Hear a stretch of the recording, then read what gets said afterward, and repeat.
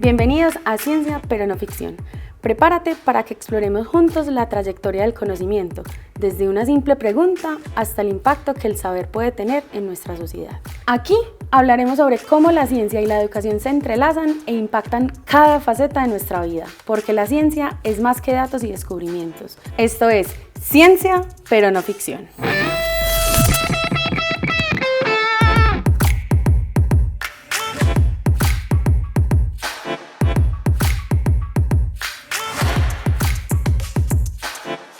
Bienvenido, Mauro, a este podcast. Mil gracias por aceptar la invitación.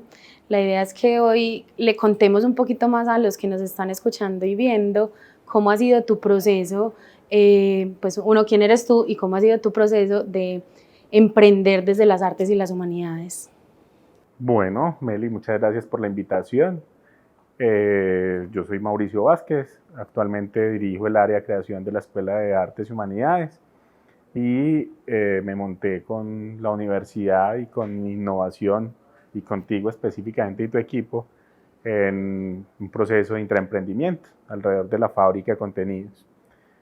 Para responder puntualmente la pregunta, creo que es un reto emprender desde las artes y las humanidades. Un poco, si tú ves un emprendedor desde la ingeniería, pues es un asunto más o menos normal, natural, desde la administración, desde la economía, son procesos más o menos normales. Digamos que nosotros en Artes y Humanidades trabajamos con intangibles, trabajamos con conceptos, con ideas, con símbolos, con lenguajes, con formas de expresión y tangibilizar y rentabilizar, digamos, esas producciones es relativamente complejo, pero hay un punto muy importante que es la educación, no solamente como acción humana, como necesidad humana, sino además como negocio. Entonces ahí encontramos la oportunidad de traernos como todo ese soporte y todos esos desarrollos en producción de contenidos sonoros, textuales, audiovisuales, interactivos y demás, como base de los procesos de formación y educación, pues en el contexto de lo digital y de la convergencia de medios. Mauro, la fábrica de contenidos para los que nos están escuchando está en el mundo de las experiencias de aprendizaje virtual y yo creo que nos pasa y me pasó a mí también, y es que creemos que la virtualización, el aprendizaje virtual pasó recién en los últimos años, pero contanos desde cuándo empezaste a estudiar o a investigar sobre estos temas. Sí, digamos que este es un camino largo. Nosotros desde la escuela tenemos una característica y es que hacemos adopción temprana de tecnologías para traerlo pues, al campo de las artes, el diseño, la comunicación y las humanidades en general. Nosotros comenzamos en el año 2011 en un proyecto con lo que hoy llaman metaverso, que son en realidad mundos virtuales inmersivos, buscando, digamos, otro tipo de experiencias de aprendizaje soportadas en la simulación, soportadas en, digamos, espacios tridimensionales, en una navegación a través de avatares, y digamos que arrancamos por un asunto que recientemente se popularizó. Entonces era muy difícil que, digamos, la gente en ese momento entendiera cuál era el sentido de aprender en mundos virtuales inmersivos.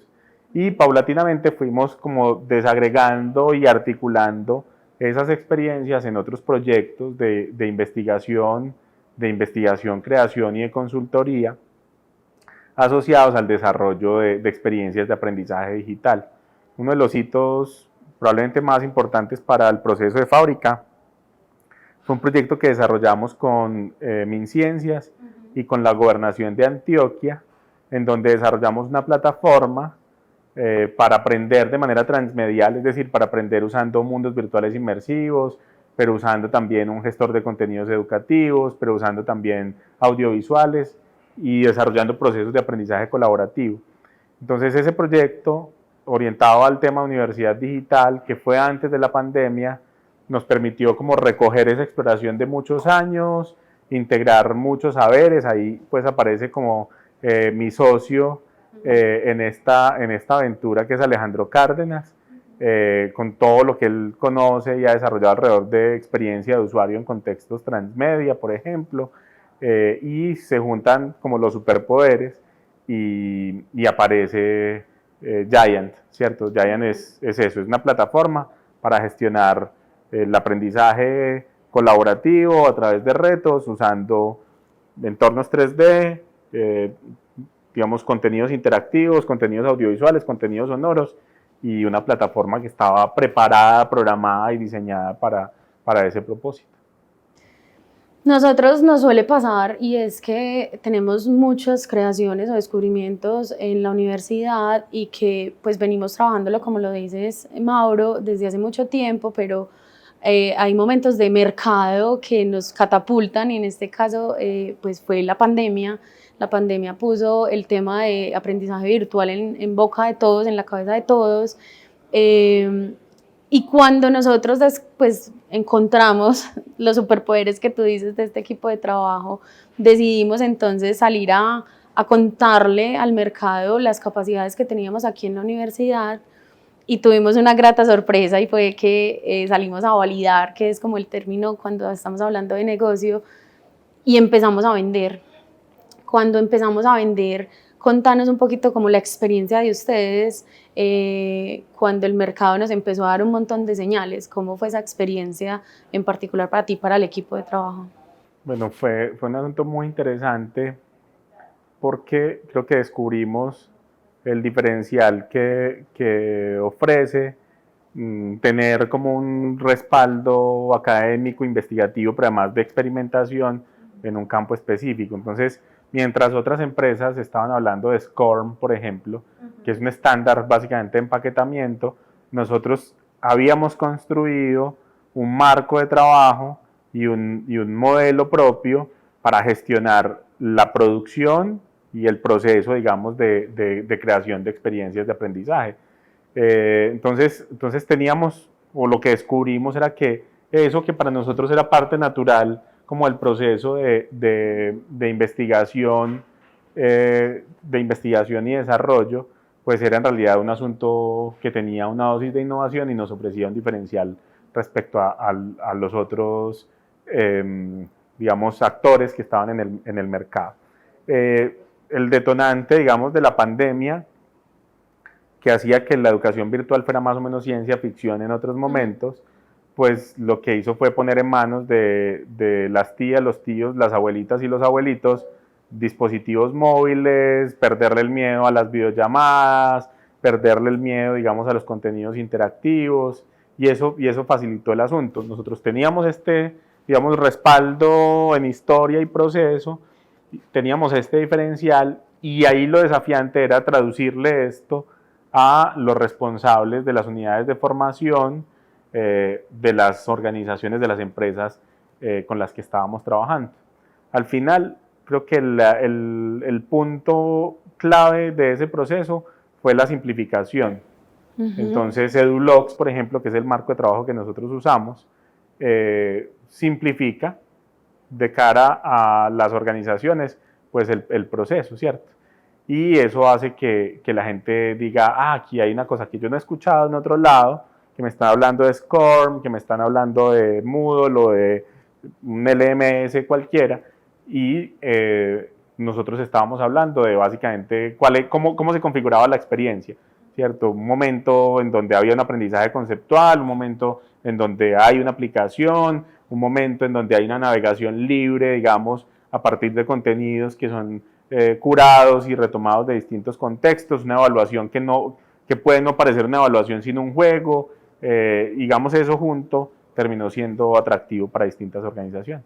Cuando tú dices que simplificamos en el proceso, eso también nos generó una propuesta de valor, precisamente para pues, estar diferenciados en el mercado, teníamos que cuidar esa propuesta de valor, y parte de lo que nosotros planteamos en esa propuesta era virtualización ágil. Cuando hablamos entonces de que es ágil, pues necesitamos o tenemos unos retos en la producción, porque entonces salimos a vender, pero teníamos que crear un equipo de trabajo liderado completamente por ustedes, los investigadores.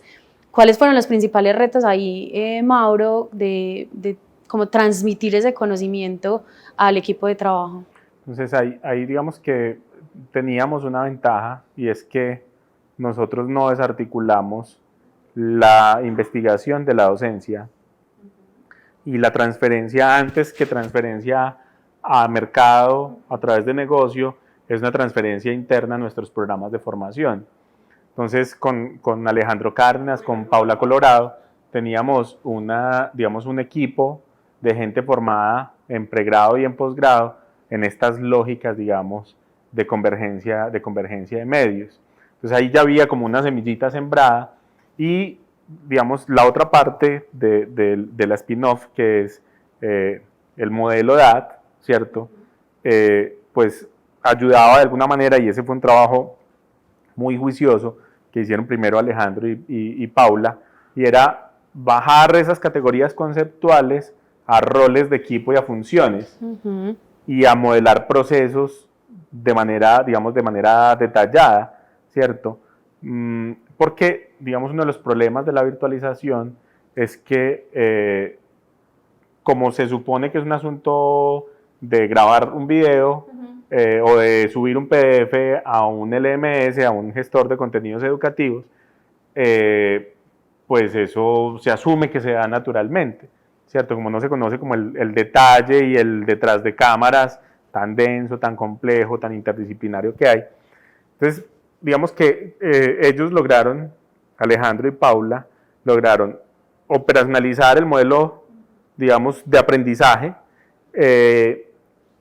transferirlo a través de un proceso de ensayo-error, ¿cierto? En donde en un proyecto pues lográbamos muchas cosas, pero nos quedaban cosas que no estaban, digamos, en el estándar de calidad que nosotros tenemos, y ahí, digamos, ese equipo iba aprendiendo y nosotros íbamos aprendiendo con el equipo. Y que me parece muy importante, Mauro, también contar que cuando logramos hacer el tema de la producción desde lo técnico, eso también debía ir de la mano con el proceso que estábamos viviendo de transferirlo al mercado, y es que teníamos que hacerlo viable. Entonces empezaba el proceso también de que cumpla la propuesta de valor desde lo técnico, pero de que además sea competitivo en el mercado. Y contanos un poquito más sobre ese proceso. En ese momento pues lo lideré yo directamente, pero pues quiero escuchar tu experiencia de tener estas conversaciones de necesitamos hacerlo viable desde el mercado. ¿Qué significó eso para ustedes también? Eso implicó, bueno, un reto, porque era mediar como el estándar de calidad con finalmente la competencia, ¿cierto? Así es. Entonces, claro, en muchos casos, digamos, el primer reto era, no es que ustedes son muy caros, pero claro, la unidad de medida y el tipo de experiencia eran completamente distintos. Entonces, mientras otra empresa cotizaba paquetes SCORM, que eran básicamente diapositivas y contenido más o menos plano puesto en plataforma, pues nosotros estábamos ofreciendo experiencias de aprendizaje multimodales. Es decir, estábamos diciéndole, mire, el empaquetamiento no es el problema, el asunto es cómo se generan procesos de aprendizaje ágil y una producción ágil. Además, o sea, aquí hay como dos cosas. La producción se tiene que alinear con el modelo de aprendizaje. Entonces, aprender en línea no es simplemente quedarse viendo el video de lo que nosotros llamamos una cabeza parlante, ¿cierto? A lo Futurama, sino que es un proceso, digamos, en el que yo activo distintos canales sensoriales para que ese conocimiento realmente llegue y sea operativo, pues, como para la persona. Entonces ahí el reto era mostrar ese diferencial, y a partir de mostrar ese diferencial, pues evidenciar que había un trabajo potente, interesante, y que iba a ser más barato que las metidas de pata de los otros productos. Mauro, precisamente estás contándonos que pues teníamos que salir a educar, porque básicamente teníamos un diferencial que en el mercado con respecto a lo que ya existía. Contanos un poquito más sobre cómo fue salir a educar, ¿cierto? Ya lo dijiste un poco, y es virtualizar no es solo un video, hay muchas cosas detrás. Contanos sobre eso y también como de los roles que hay detrás de un proceso de aprendizaje virtual.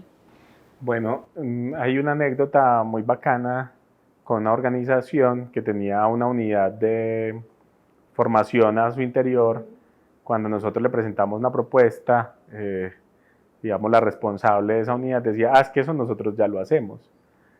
Y un poco el ejercicio era mostrarle en la práctica, con evidencias, pues que no lo tenían, porque este era un producto, digamos, resultado de como la convergencia de investigación, pero también de formación y de desarrollo, digamos, colaborativo de una solución.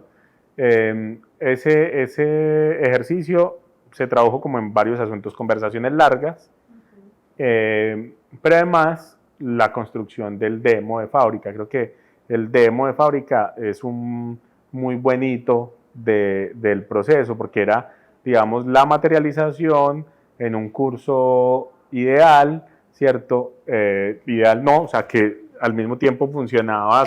Que representaba lo que estábamos ofreciendo, porque precisamente sí. Cuando estabas diciéndolo al principio las artes y las humanidades tienen un reto muy grande y es cómo demostrarle al público los conceptos, pero que lo puedan como sentir, entendiendo pues que en la virtualización vos no la tocás, pero que sí era como que eso nos dio un insumo para demostrar que era lo diferente. Exactamente, a partir de un producto, digamos, concreto, navegable, consumible y demás.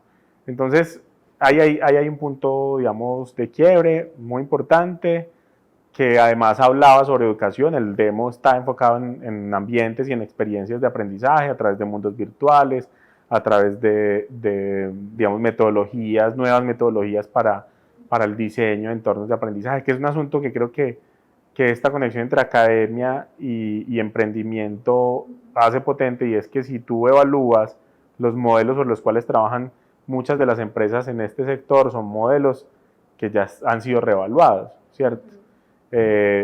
Por ejemplo, para una empresa de virtualización, el diseñador instruccional es casi que un semidios en todo el proceso. Y los modelos de diseño instruccional tienen sesgos, tienen taras, que están de alguna manera revalidados por prácticas y por concepciones distintas del aprendizaje, ¿cierto? Entonces, ahí hay como un aprendizaje muy interesante, y es que las tecnologías educativas no son neutrales, sino que están, digamos, detrás modelos de aprendizaje que se implementan y que se hacen operativos a través de soluciones tecnológicas, mediáticas y finalmente comunicativas, que son las que favorecen el aprendizaje. Mauro, para los que no sepan, ¿qué hace un diseñador instruccional? Listo, el diseñador instruccional es una pieza clave, digamos, en todo el equipo de producción, porque lo que hace es juntarse con el experto temático, o sea, que es la persona, digamos, que tiene el conocimiento, del campo específico. Yo estoy desarrollando un curso en emprendimiento, entonces el experto temático es la persona que sabe, que conoce los modelos de emprendimiento, que los ha implementado, que los ha evaluado, que ha acompañado procesos, ¿cierto? Ese es el experto temático. El diseñador instruccional es un puente entre ese experto temático y el equipo de producción transmedia que hace todo el detrás de cámaras, digamos, de ese proceso y esa experiencia de aprendizaje. Entonces, él lo que hace es tomar ese conocimiento, modelarlo y entregarle insumos ya al equipo de producción para que ellos hagan su magia. ¿El equipo de producción son quiénes? Pues, ¿qué perfiles? Listo, el equipo de producción, dependiendo de la escala del proyecto, tiene, y esa es una de las, digamos, de los aspectos interesantes de la fábrica, es que dependiendo de la complejidad del proyecto, el equipo se amplía o se comprime. Entonces hay un productor transmedia. El productor transmedia lo que hace es tomar el insumo del diseñador instruccional y traducirlo a medios y a formatos. Entonces, digamos, este conjunto de conceptos, ¿cómo iría mejor? Con una infografía, con un interactivo, con un video explicativo, qué tipo de producto le conviene más, ¿cierto? A ese contenido en función del tipo de usuario para el que va, digamos, esa experiencia de aprendizaje, que ese es un aspecto muy importante. El punto de partida de fábrica no es digamos, el experto temático, sino para quién va dirigida la formación. Los otros roles son, digamos, de producción audiovisual, hay un rol de experiencia de usuario, pues por lo que te mencionaba hace un momento, que tiene que ver con la identificación de para quién se está produciendo. Hay un rol, digamos, de gráfico, de producción gráfica. Hay un rol que es aleatorio, que tiene que ver con toda la parte sonora de locución específicamente. Y hay dos roles más, el de analítica de aprendizaje y el ingeniero, ¿cierto? Y digamos la orquestación, la articulación, la puesta en conversación pues de ese equipo que se hace, digamos, de un lado por parte del productor transmedia y por otro lado de parte del diseñador instruccional. Retomando de la experiencia que tuvimos cuando llegamos al mercado, que salimos a validar y empezamos a vender, también nos empezó a pasar que empezamos a cerrar varios proyectos en simultáneo, y cerrar es decir vender, y también empezamos a vivir como una experiencia de los limitantes que puede tener un producto completamente personalizado.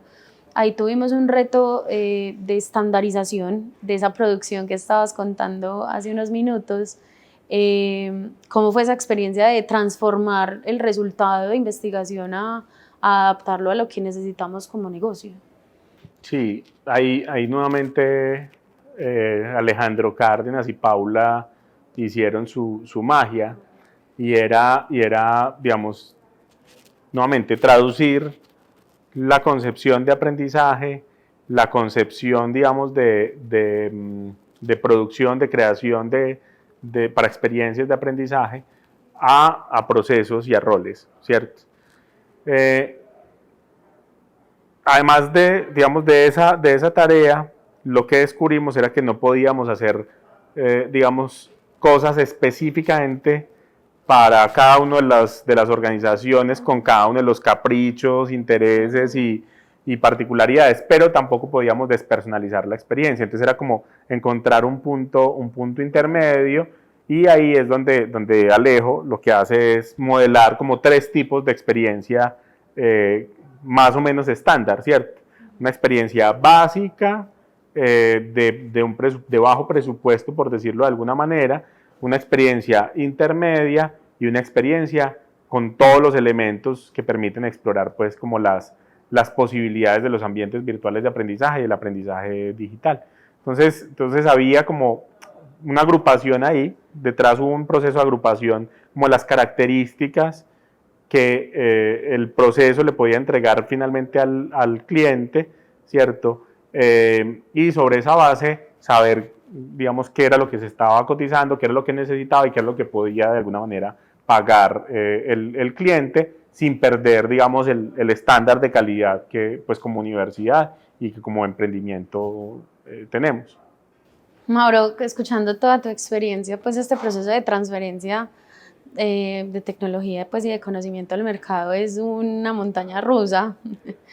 ¿Volverías a vivirlo? ¿Qué recomendaciones le haría a los otros investigadores que se animen a hacerlo? Sí, o sea, yo creo que es muy, muy interesante porque para el caso nuestro, con Paula, con Alejandro y yo mismo, es muy interesante cuando tú te encuentras, por ejemplo, en un evento académico con una persona que no ha trabajado, digamos, en relación directa con usuarios, con mercado, en el campo de la educación virtual. Entonces, digamos, es la diferencia entre hablar sobre información que ha sido producida por otros a tener, digamos, el contacto de primera mano con los retos en todos los niveles, ¿cierto? En el aprendizaje, en la producción, digamos,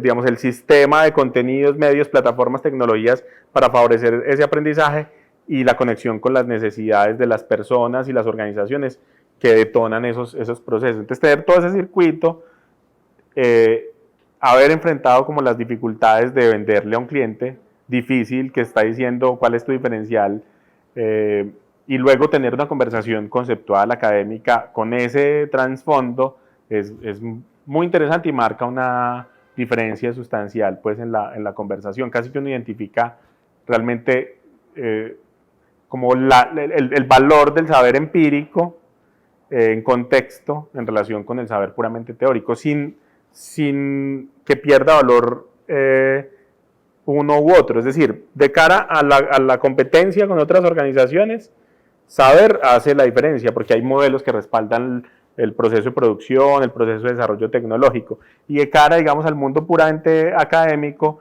pues la experiencia te entrega un diferencial para la conversación, la discusión y el debate. Entonces yo lo repetiría, de hecho tengo por ahí un par de ideas en remojo que espero pues poder acelerar e incubar. Ya en mi rol actual, ¿cierto? De director de área, motivando a mis colegas pues a que empiecen ese proceso de transferencia para emprender, para hacer intraemprendimiento. Mauro, gracias por animarte a contarnos la historia, tu experiencia, pero sobre todo animarte a transformar el sector de la educación virtual. Eso me parece muy valioso, así que mil gracias. A ti, Meli, bueno, es una aventura que deja dolores, pero deja también muy buenos sabores en la boca. Bueno, mil gracias a todos por acompañarnos. Los esperamos en un próximo capítulo de Ciencia, pero no ficción.